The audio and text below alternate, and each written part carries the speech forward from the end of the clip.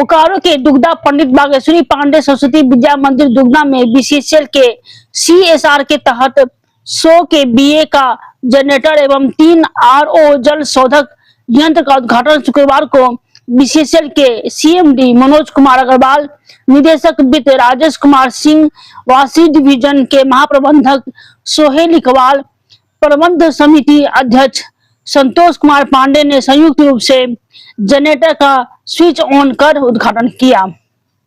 उद्घाटन समारोह को संबोधित करते हुए सीएमडी मनोज कुमार अग्रवाल ने विद्या भारती विद्यालय शिक्षा के साथ साथ संस्कार अनुशासन का समावेश भैया बहनों के बीच करता है। उन्होंने विद्यालय की वर्तमान आवश्यकताओं एवं भौतिक स्थिति को और भी सुदृढ़ करने का आश्वासन किया। साथ ही कहा कि यह विद्यालय केवल शिक्षा ही नहीं बल्कि छात्र छात्राओं के बीच सर्वांगीण विकास में अहम भूमिका निभाते आ रहा है। विद्यालय के संरक्षक रविंद्र कुमार पांडे ने कहा कि यह विद्यालय दुग्धा क्षेत्र में 80 के दशक से शिक्षा का अलख जगाते आ रहा है। विद्या मंदिर सिर्फ बच्चों को किताबी शिक्षा ही नहीं बल्कि भारतीय सांस्कृतिक से ओतप्रोत संस्कार युक्त शिक्षा प्रदान किया करता है। विद्यालय सचिव ऋषिकांत तिवारी ने विस्तृत रूप से उपलब्धियों को गिनाया और सीएमडी के विद्यालय के सर्वांगीण विकास की मांग की। आगंतुक अतिथियों का स्वागत विद्यालय के प्राचार्य वरुण कुमार चौधरी ने अंग वस्त्र देकर सम्मानित किया। कार्यक्रम के दौरान विद्यालय के भैया बहनों द्वारा रंगारंग सांस्कृतिक कार्यक्रम प्रस्तुत किया गया। मौके पर विवेकानंद बीएड कॉलेज के प्राचार्य डॉक्टर मनीष कुमार शुक्ला, बीएमएस के महामंत्री उमेश सिंह, विद्यालय उपाध्यक्ष राजकुमार महथा, चंद्रशेखर महथा, मनोज कुमार पाठक, संजीव कुमार मंडल, पूजा कुमारी, कमलेश दसोंधी समेत विद्यालय के आचार्य एवं भैया बहन उपस्थित रहे। बोकारो से राकेश कुमार सिंह की रिपोर्ट। के धरती पर आपका आगमन हुआ, क्या उद्देश्य आज यहाँ आने का? देखिए, हम लोग बीसीसीएल खास करके कुकिंग को जहाँ हमारा है और उसके माइंस का निरीक्षण जैसे कल मैंने सलानपुर कतरास में रात के 10 बजे तक किया। नियमित प्रक्रिया के तहत राज दुग्धा अपने वासली एरिया में जो हमारा दुग्धा की पहाड़ी मंदिर पर माँ दुर्गा की और अन्य देवी देवताओं का जो स्थान है मंदिर है, उसके बहुत दिनों से हमारी इच्छा थी और मैं अपने सभी डायरेक्टर्स के साथ में, यहाँ के जीएम वासली के साथ में, हमारे यूनियन के वरिष्ठ अधिकारीगण के साथ में और हमारे सौभाग्य से पूर्व सांसद रविंद्र पांडे जी में हमारे साथ हैं, सब लोगों ने मिल करके भगवान का देवी का दर्शन किया दुग्धा में। और इतना अच्छा ये स्थल लगा कि इसके आगे के विकास में भी बीसीसीएल अपने जो भी सहयोग हो सकेगा इस क्षेत्र को। और उसके बाद हम लोगों ने यहाँ जो बागेश्वर पांडे सरस्वती विद्या मंदिर, उस स्कूल में भी हम लोगों ने पूरा वक्त दिया। बच्चों की तकलीफ, स्कूल का प्रांगण, उसके इंफ्रास्ट्रक्चर और वहाँ बैठ करके बच्चों ने लगभग 1.5-2 घंटे का प्रोग्राम दिया और सभी हम लोग आपस में मिले जुले।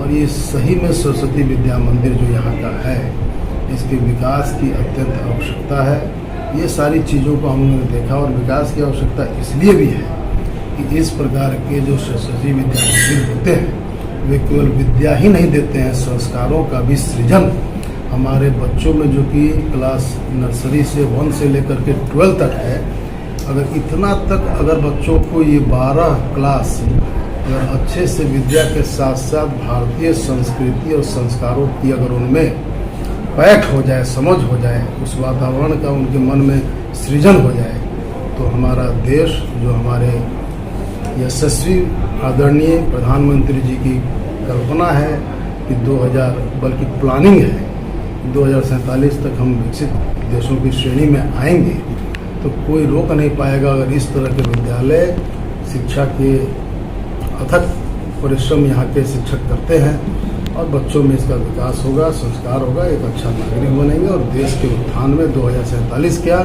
उसके पूर्व में भी हमारा भारतीय संस्कृति का विकास और साथ में ऊर्जा का केंद्र बीसीसीएल, विद्या और कोयला दोनों का जो मिलन होगा तो इससे हीरा ही निकलेगा, जो कि हम लोग का मुख्य उद्देश्य है। जैसा कि सर अभी आपके कर्मचारी, यहाँ के लोगों का एक सवाल जहन में है कि आप जिंदल को जो है यहाँ हैंड ओवर कर दिया गया वासरी, लेकिन यहाँ टाउनशिप का क्या होगा, क्योंकि वो तो टाउनशिप ले नहीं रहा। ऐसे में क्या जो है योजना है आपका? लोग देखिए, यह सृष्टि कब शुरू हुई थी, कब तक चलेगी? कोई भी जिंदल आने से हमारे कोयले का, कुकिंग कोल का, वास्ट कोल का अधिक से अधिक उत्पादन होगा। मैंने उनके ओनर सज्जन जिंदल जी से भी बात किया था, उनका प्लानिंग है कि 10-20 मिलियन तक हो जाएगी। तो हम लोग जो कोयला का आयात 4 गुना दामों पर विदेशों से कम % वाले कोयले का करते हैं, उसमें बहुत ही कमी आएगी। हमारा स्टील उत्पादन बढ़ेगा और हजारों करोड़ रुपए की बचत होगी। फॉरेन एक्सचेंज का कमी होगा। अब आपने जो मूल प्रश्न किया कि वहाँ के लोगों का क्या होगा, हमारी कोल इंडिया विश्व की सबसे बड़ी पब्लिक सेक्टर है और हमारे यहाँ 2 लाख से ऊपर कर्मचारी हैं। कभी आपने सुना कि कोल इंडिया ने या BCCL में उस कर्मचारी के हित को, यूनियन के भी हमारे उमेश जी यहाँ पर हैं, कभी भी किसी अधिकारी का नौकरी रहते हुए और नौकरी के पश्चात भी यही एक कंपनी है जो कि उसका पूरा देख रेख करती है। कहीं किसी को, हमारे श्रमिक हैं, यही तो हमारे कोयले को निकाल करके ज़मीन से और हर घर में बिजली उत्पन्न करते हैं, तो उनको कोई कष्ट हो ऐसा कभी ना हम चाहेंगे, ना हमारी कंपनी कोल इंडिया चाहेगी। सर, ये जो दूधापुर वाशी अनेक क्षेत्रों में BCCL में चल रहे हैं। मतलब सक्षम है, तो फिर BCCL क्यों जो है पीछे हट गई चलाने से? आखिर वजह क्या है? देखिए, कुछ ये दिया गया है वासरी डेवलपर ऑपरेटर WDO के तहत मोनेटाइजेशन में दिया गया है। हमने अपने करीब 5 अंडरग्राउंड माइंस को भी रेवेन्यू शेयरिंग में मोनेटाइज किया है। वैसी खदानें जिसको कोयला निकालने के पश्चात या तो गहराई तक पहुंच गई या इकोनॉमिकली आर्थिक रूप से हम उसको चलाने में सक्षम या दूसरे को दे देने से पार्टिसिपेशन अगर अदर पार्टनर्स का हो जाए तो कोयले का भी निकासी होगा और हमें उसके बदले में रेवेन्यू शेयरिंग के तहत रेवेन्यू मिलेगा। उसी तरह से ये वासरी जो कि ऑलमोस्ट डिफंक्ट हो चुका था, उसको हम लोगों ने दिया, उसके बदले हमको पैसा भी वन टाइम मिला। हमारा 2 मिलियन टन कोयला भी वो लेगा, प्रीमियम रेट में लेगा और हमारा इवैक्यूएशन डिस्पैच भी कॉन्स्टेंटली होगा।